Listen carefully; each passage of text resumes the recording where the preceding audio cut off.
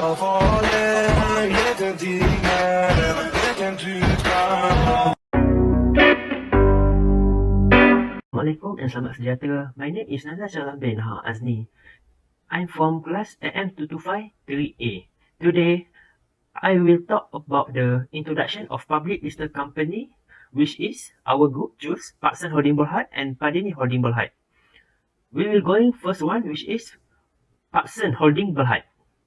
On August 26, 1982, William Cheng as a founder was set up the PARKSON Holding BERHAD as a private limited liability company. The company was first called Amalgamated Cement Mills Sdn Bhd on August 27, 1988. Then it changed its name to Amalgamated Containers Sdn Bhd. And the last one on the September 1927, which is it became the name of the PARKSON Holding BERHAD. The type of retail company that PARKSON Holding BERHAD is retail industry of department store. The next one is PARKSON is a one-stop shop for the new fashion trends, cosmetic, shoes, bags, accessories, toys, electronic, and home goods. It was started in 1982 as a private limited liability company. Then, the PARKSON Holding BERHAD has changed on August 17, 1992, which is it become a public limited liability company. The next one is on October 28, 1993, the PARKSON Holding BERHAD has started trading on the main market of Bursa Malaysia Security Berhad. Then, after that, the PARKSON helped expand their business, which is PARKSON Retail Asia Limited, which is PRA, listed on the Singapore Exchange Security Trading Limited on November 3, 2011. PRA runs 131 department stores in Asia. These stores are in Malaysia, China, Vietnam, Laos, and Myanmar. The next one is the PARKSON has expanded their business, which is PARKSON Retail Group Limited (PGRL) on Hong Kong Limited, which is run the business by manage 41 department stores such as PARKSON Beauty Concept Store. The next one we choose the public listed company is PADINI Holding BERHAD, which is the first one. In 1975, the founder is Yang Pang Chuan was established PADINI Holding BERHAD as a private limited liability company. This because in 1975, the firm was known as Home Store Sdn Bhd following a year of rebranding and new name adoption. Then the company become with the recognized name as a PADINI Holding BERHAD in 1995. The next one is the type of retail company that PADINI Holding BERHAD is retail industry of department store. PADINI Holding BERHAD also provide the item which is footwear, accessory for men, women, and children. PADINI Holding BERHAD became a public corporation limited by share in 1995, indicating that it was before is a private limited liability company. In 2014, the company was allowed to trade on the second board of the Kuala Lumpur Stock Exchange. Then, PADINI Holding BERHAD is available for with the concept and slogan One Stop Shopping at the PADINI Concept Store, a creative retail concept available to nations in Southeast Asia and Middle East. The PADINI Holding BERHAD has expanded their business such as at Cambodia, Indonesia, Bahrain, Brunei, as well as Cambodia, Myanmar, and Qatar. The PADINI Holding BERHAD has a many type of brand, which is the example of brand is PADINI, PADINI Authentics, P&Co, Mickey, and BINTI. Assalamualaikum and selamat sejahtera. My name is Izzati bin AZNI. I'm from class AM225 3A. Today, I will talk about the financial ratio, which is financial ratio are a type of a measurement that can be used to look at how a business works and how well it is doing financial right now. It figures out how healthy its finance are as a whole, and also great way to figure out how profitable and business should be and how well it does business in general.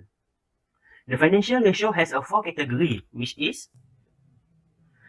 the example of the first one is liquidity, the second one is profitability. The third one is leverage. The fourth one is efficiency. The first one for the financial ratio is a liquidity ratio, which is liquidity ratio means used to evaluate a company asset liquidity. A financial asset is a deemed liquid if it can be properly and cheaply convert into the cash.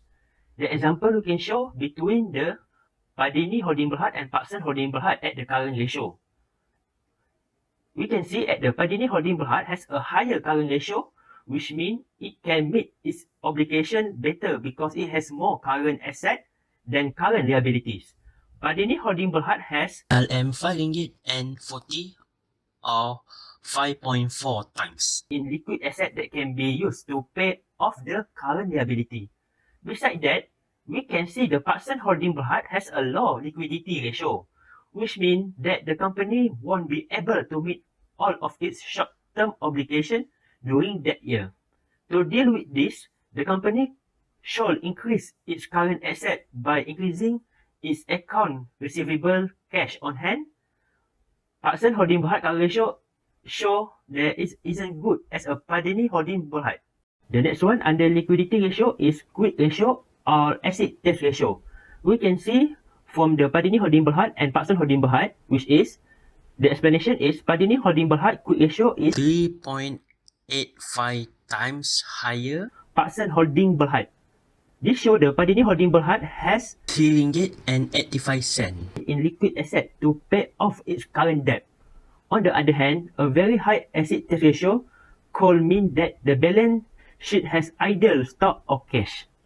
Besides that, an acid test ratio of less than 1 is bad for a company because it shows that it cannot pay its debt because it has few assets than obligation. This is the case with the PARKSON Holding Berhad. Acid test ratio are a way to figure out if a company will be able to stay in business. They show how quickly a company can make money when the company needs it urgent or immediately. That's all for me. I will pass to the next presenter. For the first ratio of profitability ratios, which is gross profit margin, PADINI Holdings Berhad shows a higher figure, which is 37.84%, and PARKSON Holdings Berhad is 10%. For PADINI, for every RM1 of sales, business is able to generate 37 cents gross profit, while for PARKSON, for every RM1 of sales, business is able to generate 10 cents gross profit. Higher gross profit margin in PADINI Holdings Berhad indicates that a company can make a reasonable profit on sales as long as it keeps overhead costs in control. And net profit margin of PADINI Holdings Berhad is higher, which is 5.25% compared to PARKSON Holdings Berhad, which is 2.7%. For PADINI, for every RM1 of sales, the company is able to generate 5 cents net profit, while for PARKSON, for every RM1 of sales, the company is able to generate 2 cents net profit. A higher net profit margin means that a company is more efficient at converting sales into actual profit. Besides, PADINI Holdings Berhad return on capital employed is 8.46% is higher compared to PARKSON Holdings Berhad, which is 8.27%. For PADINI, for every RM1 of the capital used, the company is able to generate 8 cents, same as PARKSON. A higher return on capital employed is always more favorable as it indicates that more profits are generated per ringgit of capital employed. After that, the return on assets of PADINI Holdings Berhad is higher, which is 4.24%, while PARKSON Holdings Berhad is 1.36%. As for PADINI, the company earned 4 cents for every RM1 of assets, while for PARKSON, company earned 1 cent for every RM1 of assets. A higher return on assets means a company is more efficient and productive at managing its balance sheet to generate profits, while a lower return on assets indicates there is room for improvement. Assalamualaikum warahmatullahi wabarakatuh. My name is Aimi Izzati binti Muhammad SUBRI. My matric number is 20229912119. Now I'd like to explain about the efficiency ratio. Efficiency ratio is the ratio that measures the efficiency of business in managing the capital employed. Based on this ratio, the user of financial statement are able to indicate how fast and efficient business in using his asset. Inventory ratio encompasses of inventory turnover, average collection period, and total asset turnover. Inventory turnover ratio, PADINI Holding Berhad replace its stock or inventory 3 times per annum within an accounting period. Meanwhile, the PARKSON Holding Berhad replace its stock or inventory 7 times per annum. The second ratio is calculation about the average collection period. In PARKSON Holding Berhad, the company show that higher average collection period, which is 40 days, and able to collect its debt in shorter period. Meanwhile, the PADINI Holding Berhad are able to collect its debt within 17 days of the accounting period. The last calculation for the efficiency ratio is total asset turnover. In PADINI Holding Berhad, for every ringgit invest in the total of asset, the firm is able to get 81 cents sale. Meanwhile, for every ringgit invest in the total asset, the firm is able to get 22 cents sale under the PARKSON Holding Berhad. Hi, Assalamualaikum. My name is SYAFIZAH BINTI SHAHARUDIN and my student ID is 2022975001, and I am here today to present about the leverage ratio. So, next is leverage ratio. There are 3 ratios in this leverage, which is debt ratio, debt equity, and time interest earned. The debt ratio can be calculated by using formula total liabilities divided with total asset and then times with 100%. So the debt ratio that had been shown by PADINI Holdings Berhad after calculate using this method is 37.09%, and it can be considered as an excellent, but once it reaches to 40%, the debt ratio can be risky. While the debt ratio for PARKSON Holding Berhad is 70.10%, and this proves that this company are in risky because the percentage are more than 40%. So let's move to the next slide, which is debt equity. The formula of debt equity is total liability should be divided with shareholder equity and then times with 100%. So for PADINI Holding Berhad, the ratio is 6.79. The ratio are more than 1.0. Hence, the higher ratio indicates that the company is getting more of its financing by borrowing money that may subject the company to have a risk if the debt level is too high. This is same with the PARKSON Holding Berhad since the ratio is 3.10% and more than 1.0%. So, for time interest earned, the way to calculate this is to find out the earning before interest and tax. After that, divide with the amount of interest expense. So, the PADINI will get 4.53 times, where this ratio is favorable because it means that the company presents less risk to investors and creditors since the interest earned ratio greater is 2.5. In the other hand, the time interest earned that had been shown by PARKSON Holding Berhad present risk to investor and creditors because they only get 0.2 times only.